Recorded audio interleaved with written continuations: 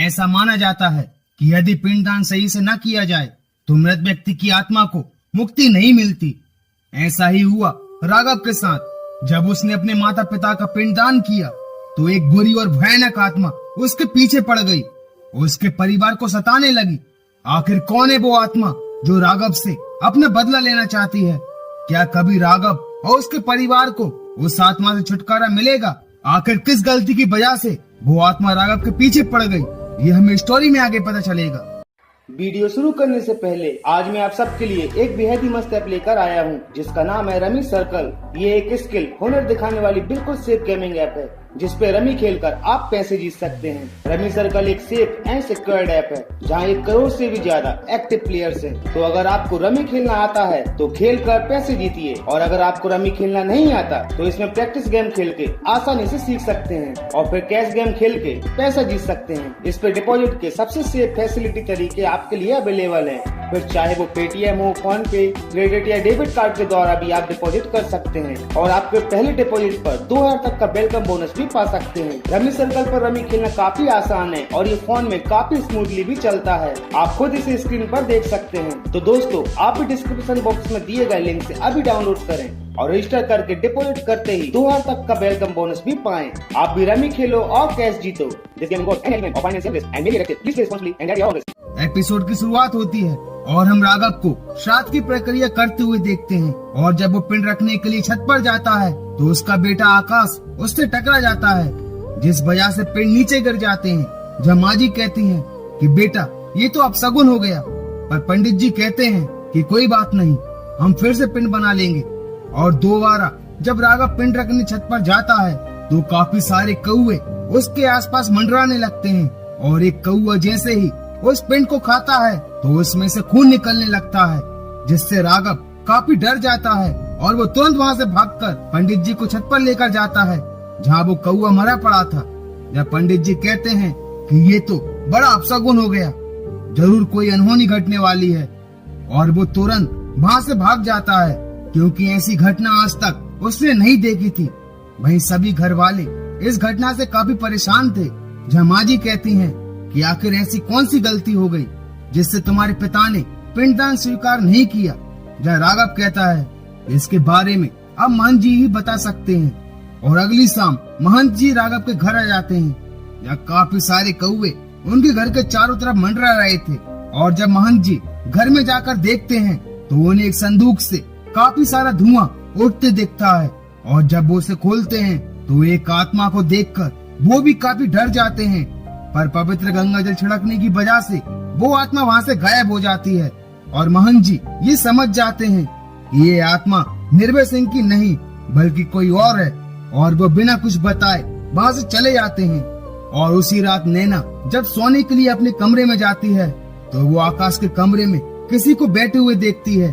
उसे ऐसा लगता है ये राघव होगा, पर तभी राघव उसे दूसरे कमरे में जाते हुए दिखाई देता है, जिससे वो चौंक जाती है, और डरते हुए जब वो आकाश के कमरे में जाती है तो वो ये देखकर काफी डर जाती है कि बापूजी ही आकाश के पास बैठे हैं, और देखते ही देखते उनका चेहरा किसी भयानक सी आत्मा में बदल जाता है, और वो तुरंत वहाँ से भागकर राघव को बुलाती है, पर राघव को वहाँ कोई दिखाई नहीं देता।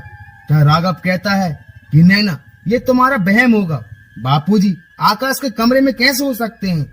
पर नैना का मन काफी घबरा रहा था, और तभी नैना को बापूजी की फोटो में भी वो शैतानी आत्मा नजर आती है, और अब राघव भी ये समझ चुका था कि जरूर कोई गड़बड़ है। और उसी रात माँ जी जब सो रही थी तो निर्भय सिंह का फोटो खिसक कर नीचे गिर जाता है, और जब वो उसे उठाती हैं तो उनके हाथ जल जाते हैं, और तभी उन्हें अपने कमरे में एक कौवा दिखाई देता है, और तभी उन्हें निर्भय सिंह की आत्मा दिखाई देती है, जिससे वो काफी डर जाती हैं, और तुरंत राघव के पास जाकर उसे सारी घटना बताती हैं कि मैंने तुम्हारे बापूजी को देखा। जहाँ राघव और नैना का शक भी पूरी तरह से यकीन में बदल जाता है। और उसी रात घर का नौकर चोरी के इरादे से जब बापूजी के कमरे में जाता है, और जैसे ही संदूक को खोलकर कुछ गहने निकालता है तो वो आत्मा उस नौकर को भी जान से मार डालती है। और उसकी चीख सुनकर जब सभी कमरे में जाते हैं तो सभी काफी हैरान हो जाते हैं कि इसे किसने मारा होगा, और उसके गले पर गला दबाने के निशान भी थे। और अगली सुबह जब राघव माँ जी को बताता है कि पोस्टमार्टम रिपोर्ट में सेवक राम की मौत हार्ट अटैक के आने की वजह से हुई है, पर ये कैसे हो सकता है? हम सब ने उसके गले पर गला दबाने के निशान देखे थे, पर राघव कहता है कि पुलिस को उसके गले पर कोई निशान नहीं दिखे। जहाँ माँ जी कहती हैं कि अब इसके बारे में सिर्फ हमें महंत जी ही बता सकते हैं। और महंत जी के घर पहुँचते ही घर के ऊपर मंडरा रहे कौवे एक एक कर अपने आप ही मरने लगते हैं। वही महंत जी कहते हैं कि जब मैं पहले आपके घर आया था कि तभी मुझे ये आभास हो चुका था कि तुम्हारे पिता निर्भय सिंह की आत्मा अभी भी प्रेत योनि में भटक रही है। पिंडदान के समय हुई कोई गलती के कारण उन्हें अभी तक मुक्ति नहीं मिली है। उनकी मुक्ति का सिर्फ एक ही रास्ता है कि तुम्हें एक बार फिर से गया जाकर पिंडदान करना होगा, वो भी ब्रह्म मुहूर्त में। श्राद्ध का महीना खत्म ही होने वाला है और ये काम हमें इसी बीच करना होगा। मैं भी तुम्हारे साथ गया चलूंगा। और राघव और महंत जी दोनों गया पहुंचकर एक सुनसान किनारे पर श्राद्ध की प्रक्रिया शुरू कर देते हैं। और तभी महंत जी को राघव के गले में एक लॉकेट दिखता है, जहां राघव कहता है ये मुझे पिताजी ने दिया था और कहा था कि ये तुम्हारी रक्षा करेगा। जहां महंत जी कहते हैं कि अग्नि रत्न है ये, इसे हमेशा संभाल कर रखना। वही महंत जी कहते हैं कि अब समय हो गया है, जाओ पानी में जाकर सच्चे मन से अपने पिता को पुकारो और उनका पिंडदान करो। मैं अभी मंदिर से होकर आता हूँ। और राघव जैसे ही पानी में उतरकर पिंडदान करता है कि तभी बहुत सारे कौवे आकर उस पर हमला कर देते हैं, जिससे एक बार फिर से उसके हाथों से वो पिंड गिर जाते हैं और वो शैतानी आत्मा आकर राघव को पानी के अंदर डुबाने लगती है। पर इससे पहले कि वो राघव को मार पाती, महंत जी वहाँ आकर राघव को बचा लेते हैं। और महंत जी उस शैतानी आत्मा को देखकर काफी चौंक जाते हैं कि ऐसा कैसे हो सकता है। और यही हमें उस राज का पता चलता है जो उस शैतानी आत्मा और राघव से जुड़ा था। जहाँ माँ जी बताती हैं कि निर्भय सिंह तुम्हारे असली पिता नहीं है, उन्होंने तो तुम्हें अपना नाम दिया और हमेशा उन्होंने तुम्हें अपना सगा बेटा माना। तुम्हारे पिता एक तांत्रिक थे और अपनी शक्ति बढ़ाने के लिए उन्होंने तुम्हारी बलि देना चाही। मैंने उन्हें काफी समझाया और रोका भी, पर उन्होंने मेरी एक न सुनी।